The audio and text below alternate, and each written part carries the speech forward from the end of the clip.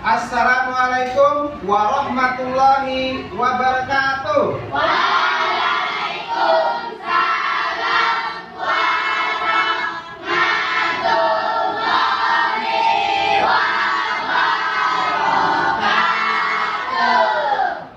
Semangat sekali anak-anak hari ini. Apa kabarnya kalian? Ya Allah, ya mudah-mudahan kita semua selalu berada di bawah lindungan Tuhan yang Maha Kuasa, Allah Subhanahu wa Ta'ala. Bagaimana kabarnya hari ini? Alhamdulillah baik. Selamat pagi. Oke, kalau Bapak mengucapkan selamat pagi, kalian jawab pagi, pagi, pagi, luar biasa, ya. Ya, selamat pagi. Pagi, luar biasa. Oke, ketua kelasnya mana? Oke, hari ini ada yang tidak hadir? Ada. Ada, berapa orang? Satu orang, dua orang? Satu orang, siapa? Kabarnya apa? Sakit. Ya, kita doakan ya temannya supaya lekas sembuh. Ya. Bisa nanti sama-sama belajar dengan kita kembali lagi. Baik, sebelum Bapak mulai pembelajaran, ketua kelasnya tolong dipimpin untuk berdoa dulu. Siap. Berdoa dimulai.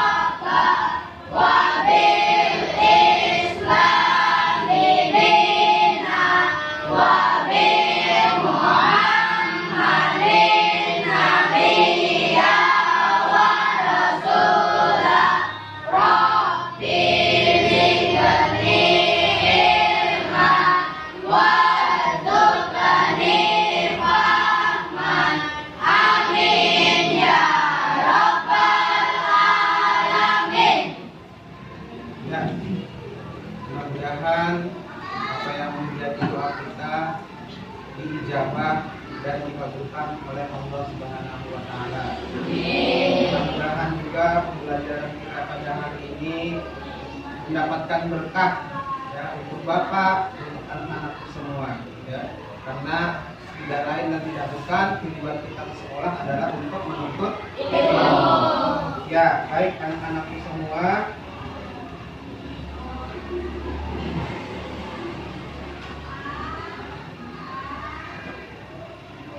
Ya, mungkin sebelumnya anak-anak sudah pernah mendapatkan materi tentang coding dan kecerdasan artifisial.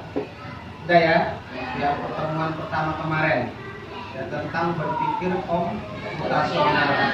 Ya, ada 4 prinsip ya kalau tidak salah. Ya, di komposisi. Ya. Bagus. Ada ingat semua ini, bagus berarti ya. Nah, hari ini materi yang akan Bapak sampaikan masih ada hubungannya dengan coding dan kecerdasan artifisial. artifisial. Ya, jadi masih ada kaitannya dengan pembelajaran kita yang sudah lalu. Ya, mungkin sebelumnya Bapak ingin bertanya dulu. Anak-anakku pernah nggak menggunakan kecerdasan artifisial atau kecerdasan buatan itu dalam kehidupan kalian sehari-hari? Pernah? Pernah ya? Pernah. Bapak yakin kalau anak-anak sekarang, generasi sekarang pasti selalu update, ya, selalu melek IT. Ya, pasti rata-rata punya HP semua, ya kan? HP dipinjam, apa HP sendiri atau punya orang tuanya yang dipinjam? Apa yang biasa kalian lakukan pada saat kalian menggunakan HP atau smartphone itu? Main game. Main game, belajar untuk mewarnai, apa lagi? Menonton, ya. Oke, itu salah satu contoh-contoh penggunaan kecerdasan buatan. Kecerdasan buatan atau kecerdasan artifisial. Salah satu contohnya itu tadi smartphone, ya.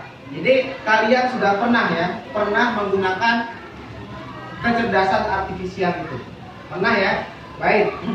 Kemudian kalau menurut kalian, ya, apakah kecerdasan artifisial itu benar-benar pintar? Ya, dengan adanya kecerdasan artifisial itu bisa membantu pekerjaan manusia. Kalau menurut kalian? Bisa ya? Bisa. Contohnya? Betul, mencari resep makanan. Apalagi? Ya. Atau misalnya banyak kalau kita buka YouTube ada tutorial, ya kan? Atau misalnya kita ingin mencari materi pelajaran di YouTube itu banyak, ya.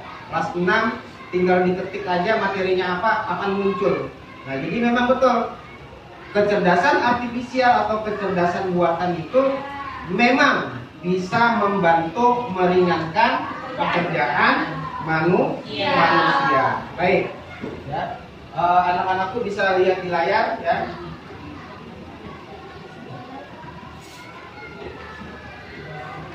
Di sini limitasi kecerdasan artifisial. Nanti akan Bapak sampaikan apa maksudnya ini, ya.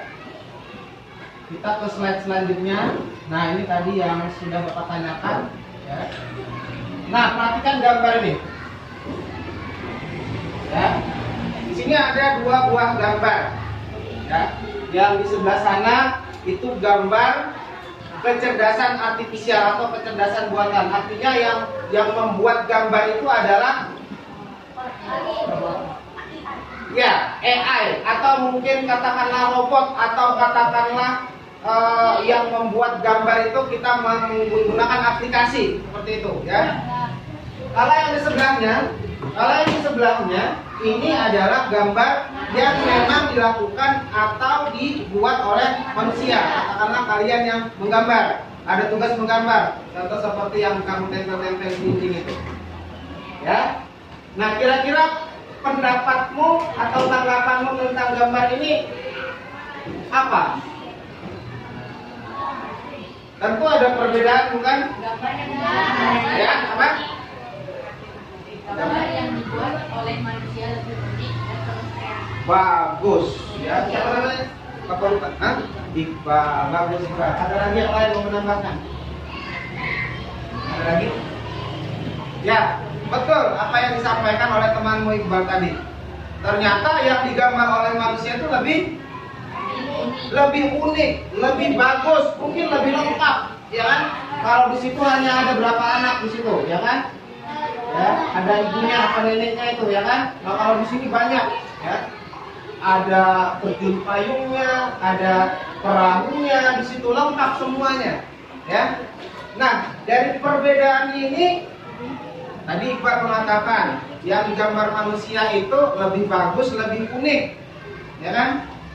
Kira-kira apa kekurangannya gambar yang dibuat oleh kecerdasan artifisial itu? Ya, memakan banyak waktu. Ada lagi yang lain?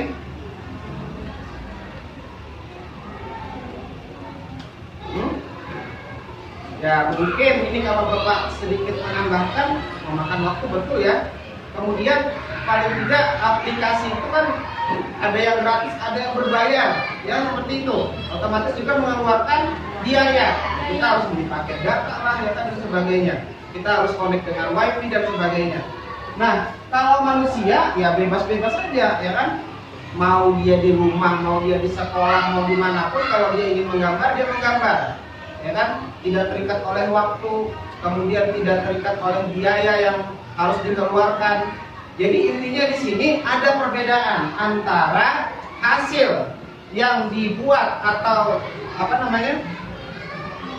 hasil yang berasal dari kecerdasan artifisial dan hasil yang berasal dari buatan manusia. Bagus, tadi sudah Bapak lihat responnya sangat baik ya. Kita lanjutkan. Oke, mengapa belajar kecerdasan artifisial itu penting? Jadi di situ ada 4 ya.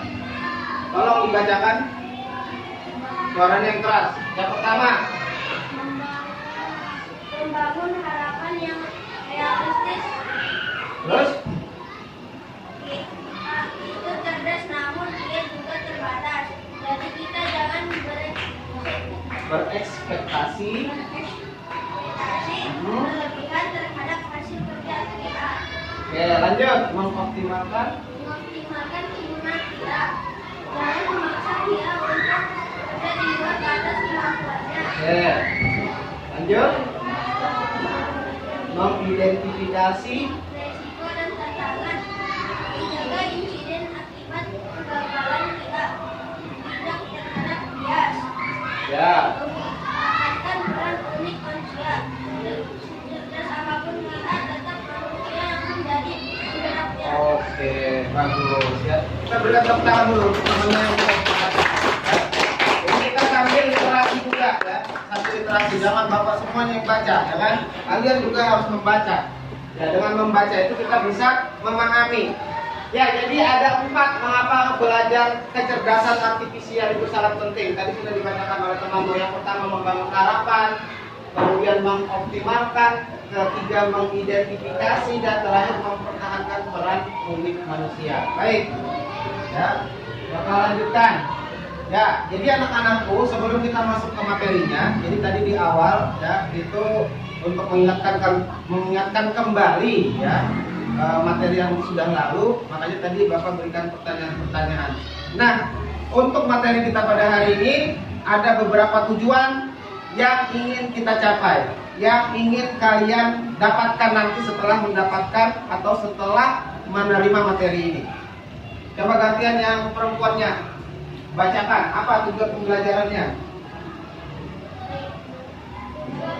Siapa? Ya, bacakan.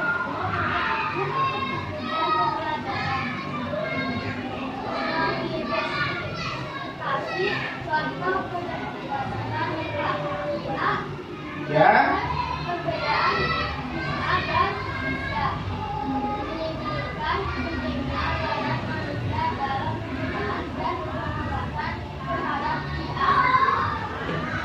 Oke, jadi itu tujuan dari pembelajaran kita pada hari ini. Ya, tadi sudah dibacakan oleh temanmu. Baik, kita masuk ke materinya atau ke intinya. Ya. Tadi di awal judulnya limitasi kecerdasan artifisial. Ya. Ada kata-kata limitasi. Ada yang tahu artinya limitasi atau limit? Terbatas. Pintar ini anak-anak pintar semua berarti ya. Ya. Limit itu terbatas atau batas. Limitasi berarti ada perbatasan, ya perbatasan atau ada batas kecerdasan artifisial. Maksudnya begini, secanggih apapun kecerdasan buatan itu, sepintar apapun kecerdasan buatan itu, ada batasnya. Ya, namanya juga buatan, kan dibuat, yang buat kita manusia yang buat, tentu ada batasnya. Nah, itu yang ingin kita pelajari pada hari ini. Ya, lanjut.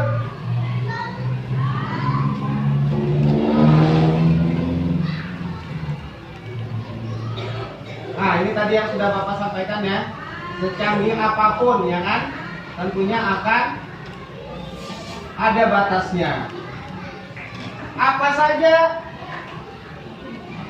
batasan kecerdasan artifisial itu, ya? Nah, ini penting untuk kalian pahami ya. Ini penting untuk kalian pahami. Coba bergantian baca yang pertama. Coba A. Dia tidak bisa Berempati. empati seperti manusia. Ya, terus. Dia kesulitan memahami konteks sosial dan budaya.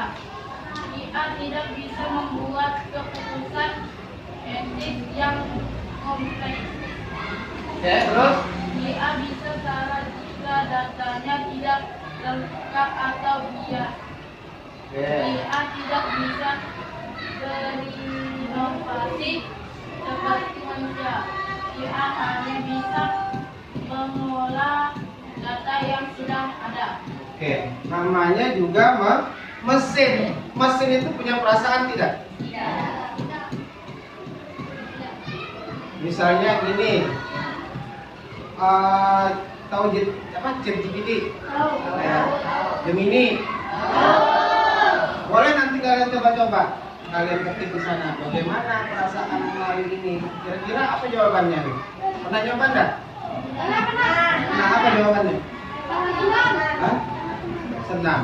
Sebenarnya dia tidak merasa senang. Jadi senang itu sebenarnya pola, ya, pola yang dimasukkan ke ChatGPT itu tadi, ya. Dia hanya mengolah pola, tapi namanya dia betul-betul merasa senang, merasa sedih, ya tidak bisa. Namanya juga buatan, namanya juga mesin, ya kan? Tidak seperti manusia. Nah, kalau manusia kita ada rasa senang, ada rasa sedih, ada simpati, ada rasa empati, seperti itu.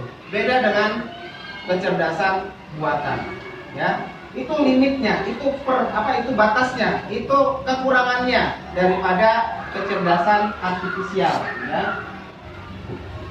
Baik anak-anakku, secara garis besarnya limitasi kecerdasan artifisial itu seperti yang ada di layar, ya. Di sini ada memang perbedaan yang sangat mencolok, ya, yang sangat berbeda antara kecerdasan buatan dengan manusia. Yang pertama, kecerdasan buatan memiliki logika dan kecepatan analisis data yang cepat detection. Sedangkan manusia memiliki logika dan kecepatan analisis data yang lebih lambat. Ya. 2 kali 5 berapa? Mikir. Nah, itu manusia. Tapi kalau kamu pakai kalkulator atau kamu pakai hitung-hitungan di HP misalnya, ya, pakai aplikasi kalkulator, 2 kali 5 langsung ada hasil 10. Cepat ya, itu kelebihannya, ya. Yang kedua, tidak memiliki empati dan emosi, itu kecerdasan artifisial seperti yang tadi Bapak sampaikan. Ya, jadi kecerdasan buatan tidak punya perasaan, ya. Tidak ada perasaan sedih, sayang, bahagia, simpati, empati, tidak ada, ya. Sementara manusia memiliki emosi itu, ya. Nah, itu limitnya di situ, batasnya. Kemudian yang ketiga, kreativitas yang terbatas berdasarkan data yang ada. Itu tadi, dengan data-data yang sudah dimasukkan ke dalam kecerdasan buatan itu tadi, segala pola dimasukkan ke situ, ya itu saja yang dia terima, itu saja yang dia olah, ya. Nah, sedangkan manusia tidak. Manusia itu dia bisa berkembang, bisa berkreasi, ya. Semakin banyak pengalaman yang dia lakukan, semakin banyak pembelajaran yang dia terima, akan bertambah pengalamannya, kreativitasnya juga akan muncul. Itu manusia, ya. Selalu berkembang, ya. Kemudian kalau kecerdasan artifisial, dia sulit mengambil keputusan yang etis, ya. Sedangkan manusia bisa mengambil mengambil keputusan secara fleksibel dan kontekstual. Kontekstual itu maksudnya kejadian atau keseharian kita, ya, sehari-hari kita, yaitu kontekstual. Kemudian kemampuan belajar dari pengalaman secara terbatas tergantung data. Nah, kalau manusia tidak, kemampuan belajar dari pengalaman itu akan menimbulkan pembelajaran atau kemampuan belajar yang lebih luas lagi.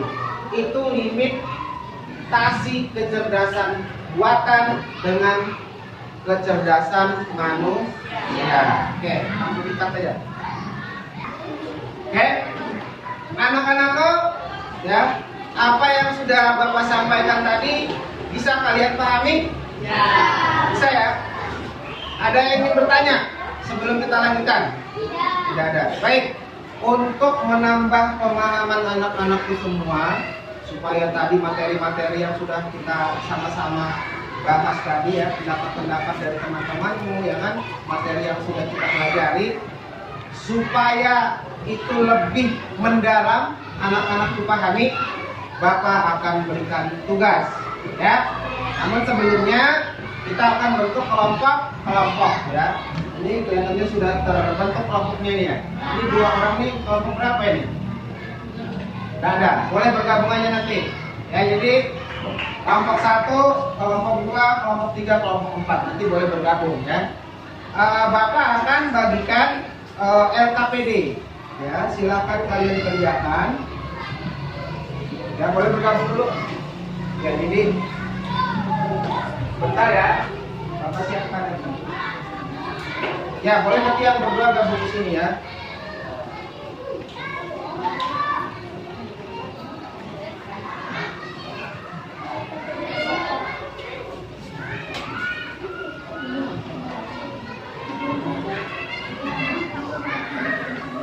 Ya, nanti ya boleh bergabung.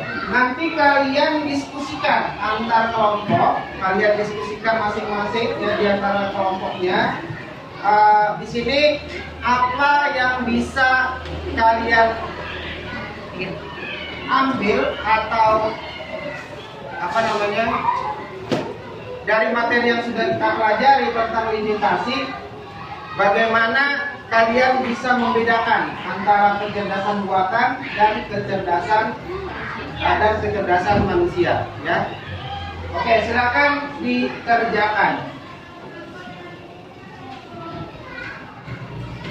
Ya, anak-anakku semua, tidak terasa kita sudah berada di penghujung materi, di penghujung pembelajaran.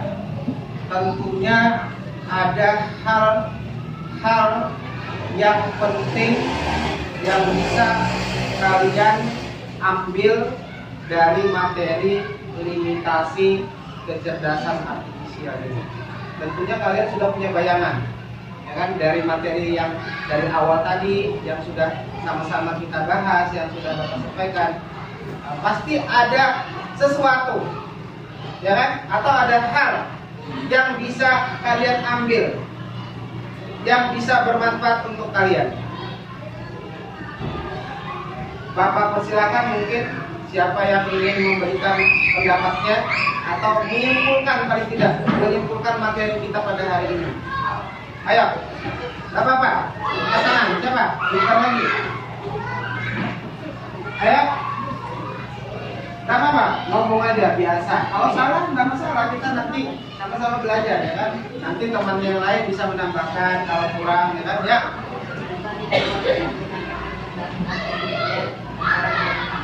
Ya, kita tidak boleh apa tadi? Secara berlebihan, ya. Artinya begini, kalian boleh bermain game, ya kan? Kalian boleh lihat apa di smartphone kalian, di apa namanya, di kecerdasan artifisial atau kecerdasan buatan. Tetapi ya, itu tidak membuat atau jangan sampai membuat kalian itu kecanduan, ya kan? Bahkan itu ada itu ya di antara, dan memang sudah pernah terjadi ya, yang sampai kecanduan game. Akhirnya apa namanya itu, kayak sindrom gitu ya. Nah, itu dampaknya yang pertama. Oke, bagus. Yang kedua apa lagi? Ya, Iqbal.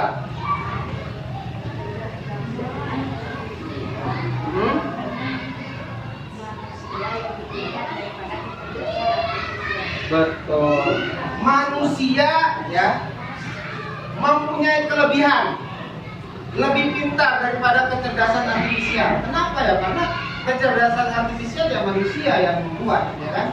Nah, seperti itu. Contohnya seperti gambar tadi yang pertama, ya kan? Beda.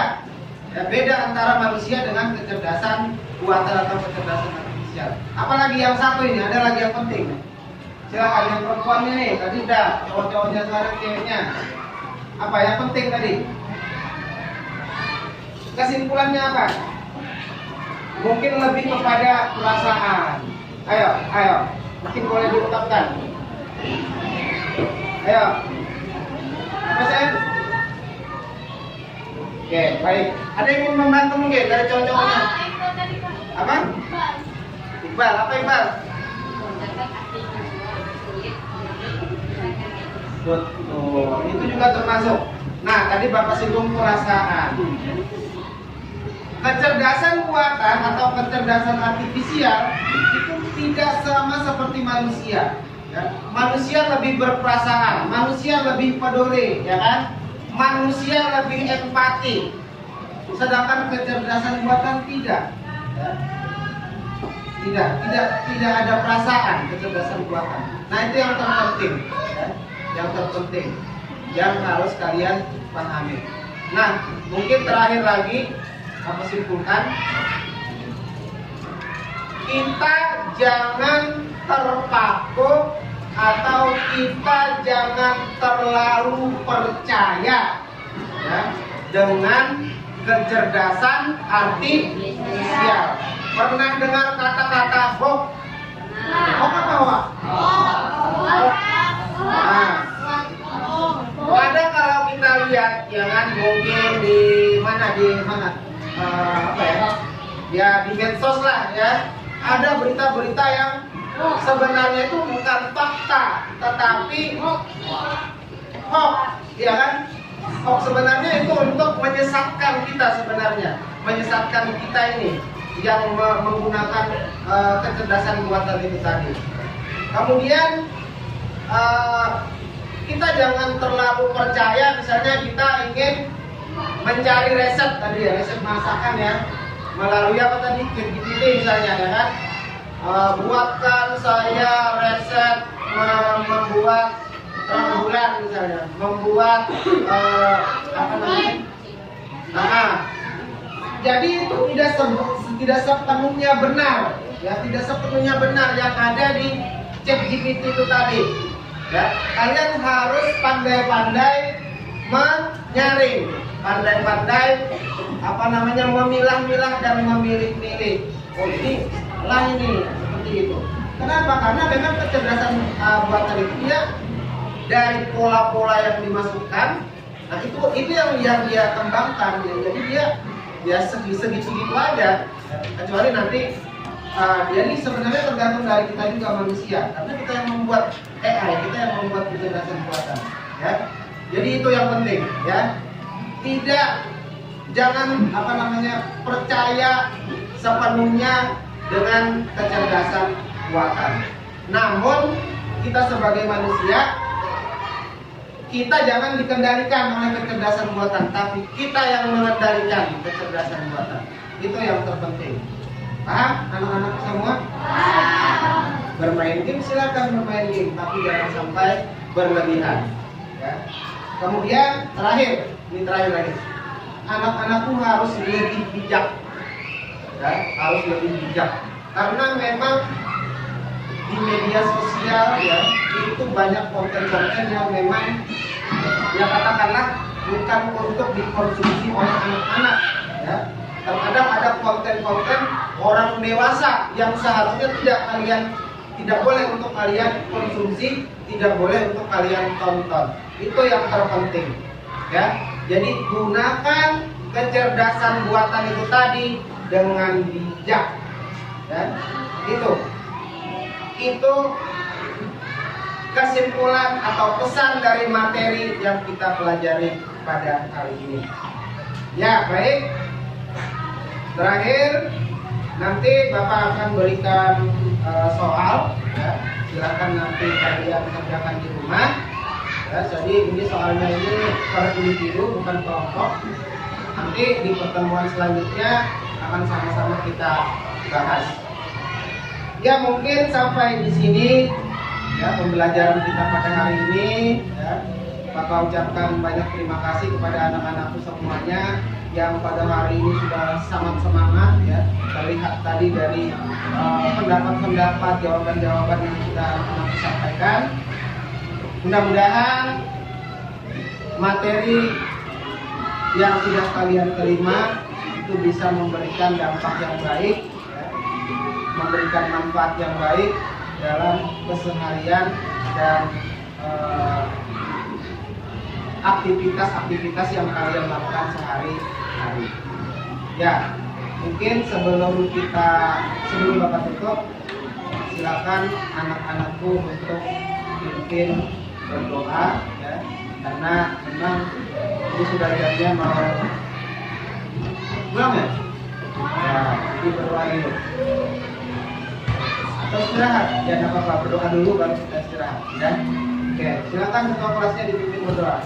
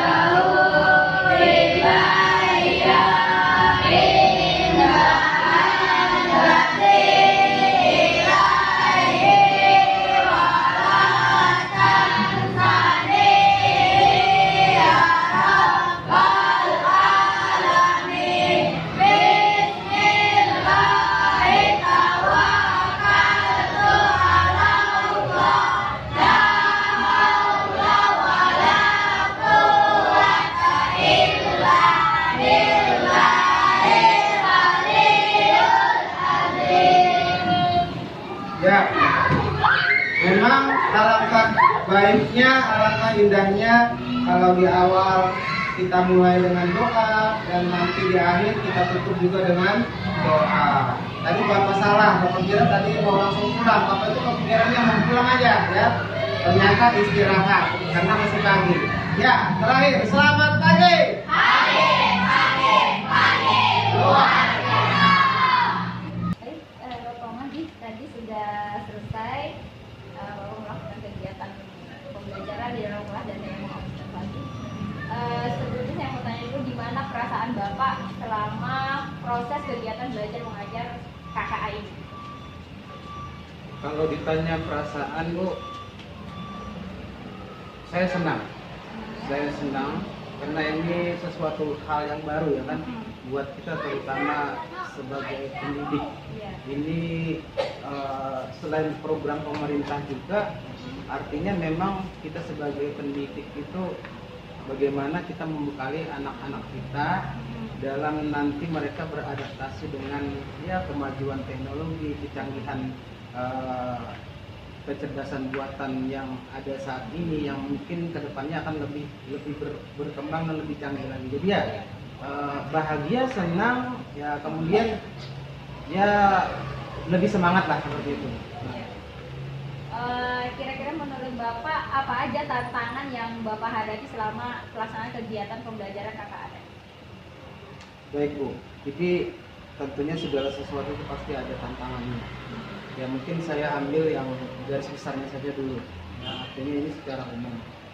Ya di sini tantangannya saya sebagai guru tentunya bagaimana saya harus membekali pengetahuan saya, kompetensi saya terutama dalam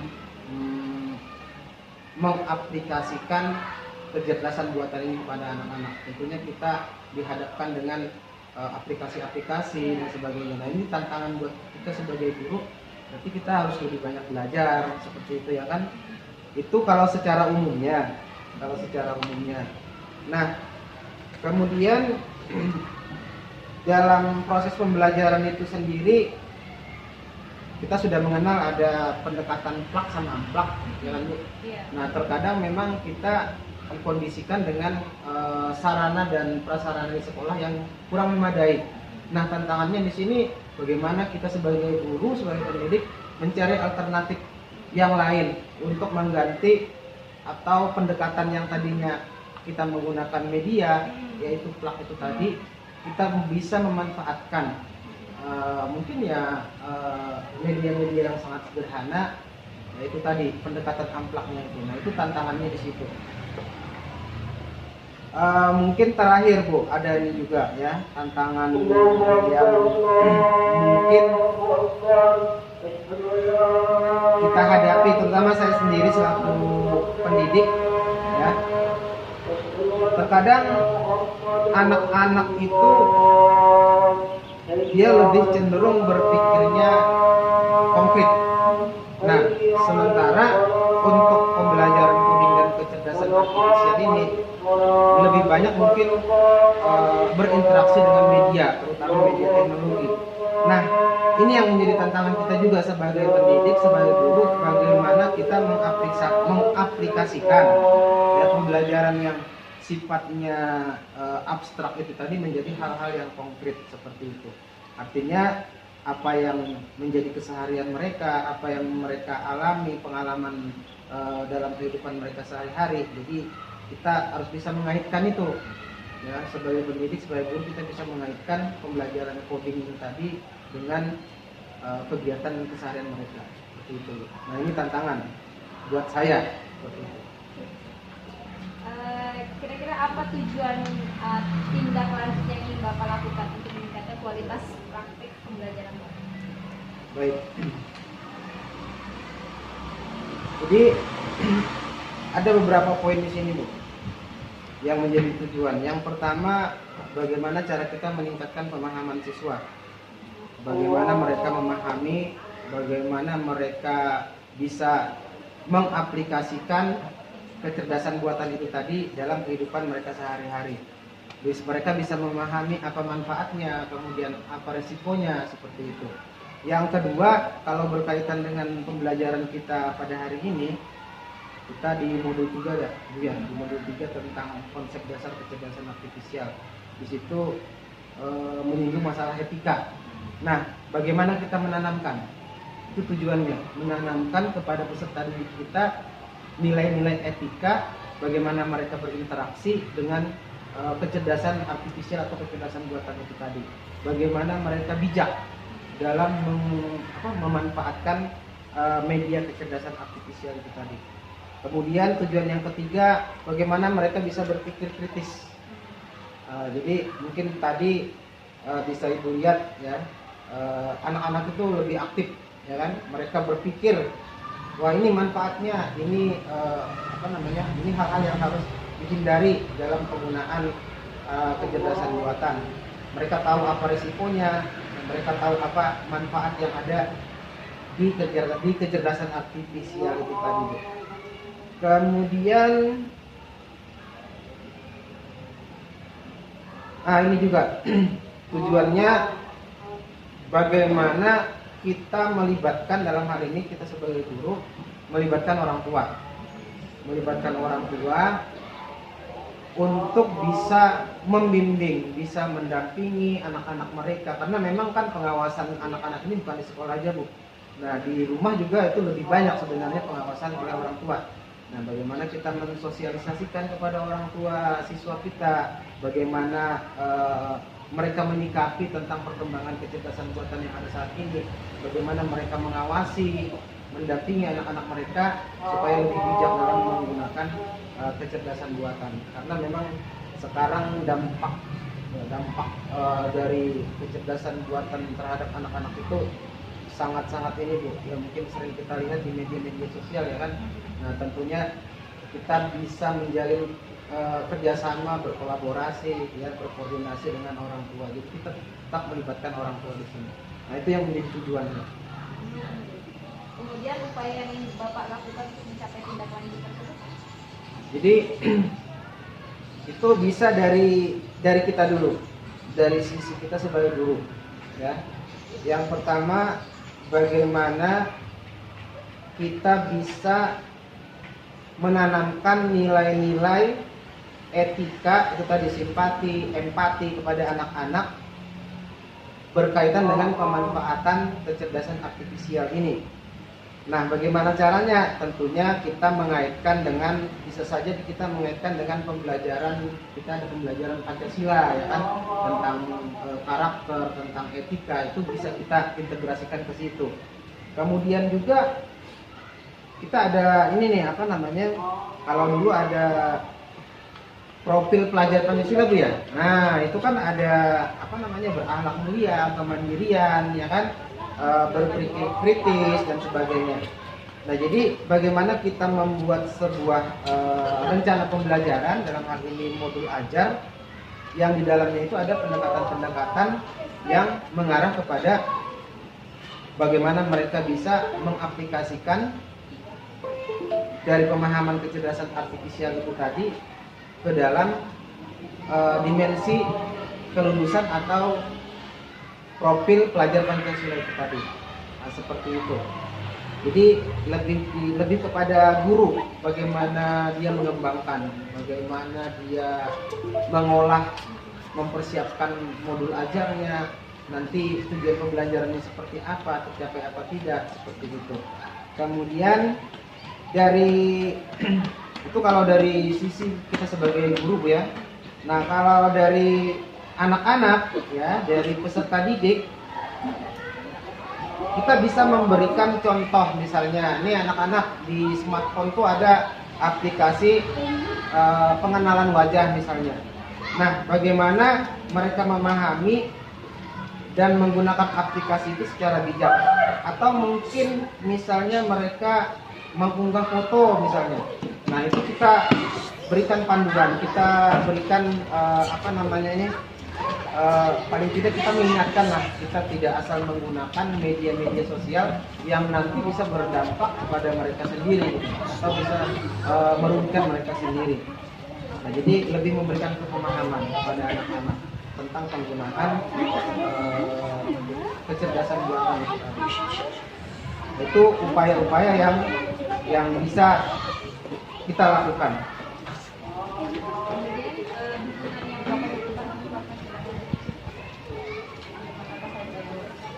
Dukungan sudah pasti, karena kita ini berada di sebuah institusi ya kan, sekolah, kita butuh dukungan, terutama mungkin dari pemimpin kita, dari kepala sekolah, itu yang boleh kita. Kemudian juga dengan rekan-rekan sejawat, dengan teman-teman sejawat. Nah, dukungan di sini bisa saja dukungan ya, mungkin moralnya, memberikan motivasi kepada kita. Kemudian mungkin dalam bentuk sarana, misalnya mungkin sekolah bisa mempersiapkan atau bisa menangkap kekurangan-kekurangan. Mungkin sekolah itu komputernya belum lengkap atau mungkin jaringan internetnya belum ada, seperti itu. Nah, itu dukungan yang kita butuhkan. Tapi ya alhamdulillah untuk saat ini kalau sarana artinya masih bisa lah, masih bisa diatasi seperti itu. Artinya masih bisa untuk menyampaikan materi tentang coding itu tadi, ada dukungan sarana dari sekolah. Nah, itu kalau dari sekolah. Kemudian kalau dari teman sejawat misalnya, nah kita bisa saling sharing Bu, bisa saling sharing ya kan, seperti bagaimana kita membuat modul ajar yang berkaitan dengan kecerdasan artifisial ini tadi, dengan coding ini tadi, kita saling bekerjasama, berkolaborasi, saling memberikan umpan balik. Ya, terutama mungkin bagi kita yang sedang mengikuti kegiatan kelas ini, kita bisa menggunakan teman-teman. Nah, dan itu dukungan juga, ini dukungan dari teman-teman guru yang ada di sekolah kita. Kemudian yang terakhir mungkin dukungan orang tua, itu juga sangat penting. Makanya tadi ada kaitannya dengan tujuan dari tingkat lanjut tadi itu, artinya bagaimana kita bisa mengingatkan orang tua di sini. Kita mengajar, mendidik anak-anak di sekolah itu ya terbatas, dan sementara mereka lebih banyak di rumah. Nah, dukungan dari orang tua yang juga sangat dilakukan. dukungan dalam hal apa ya, mungkin dalam pendampingan, bukan dalam pengawasan kepada anak-anak kita pada saat mereka seperti itu kira-kira.